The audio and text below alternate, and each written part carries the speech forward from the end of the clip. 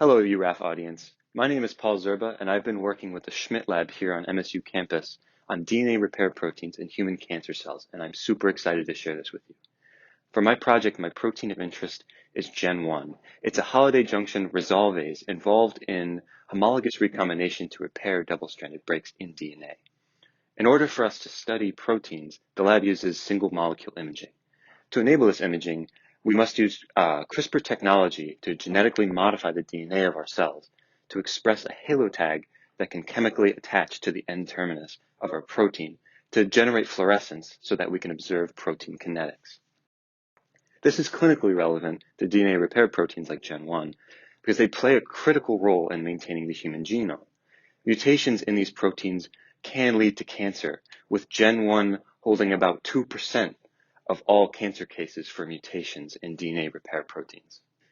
In order to insert this halo tag, we genetically engineer a homologous recombination donor that contains the halo tag annealed to a plasmid backbone. We then create a guide RNA that facilitates the insertion of the homologous recombination donor with a precise cut in the endogenous DNA of the bacteria in the next step, which is transformation into a competent E. coli strain. We then grow colonies so that the DNA can be purified and isolated.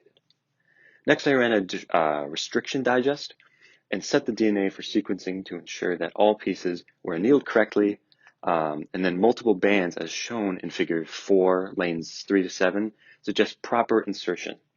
Lastly, the DNA was transfected into an osteosarcoma cell line called U2OS. Now, since this is an ongoing experiment, the next section suggests the direction that I will be taking next. Firstly, we need to screen for homozygous clones. This includes isolating single cells and growing them up separately so that they're separate but genetically similar. We then run polymerase chain reactions and electrophoresis on the genetically altered DNA, and bands of around 2 kb in length will confirm successful integration. Lastly, we can finally get into the kinetics of Gen1 using colony survival assays, microscopy, and single molecule imaging. For the colony survival assay, we will induce DNA damage and then observe Gen1's functionality based on the phenotype of colony survival. Cell death in this data will suggest apoptotic activity and senescence due to a failure to repair its own DNA. Microscopy will just be used to ensure that Gen1 is located in the correct place in the cell. And finally, single molecule imaging will be utilized to observe many kinetic factors of Gen1, including diffusion constants, mobility, and so much more. That wraps up my experiment for today. I will be more than happy to answer any questions you might have about it, and thank you so much for your time today.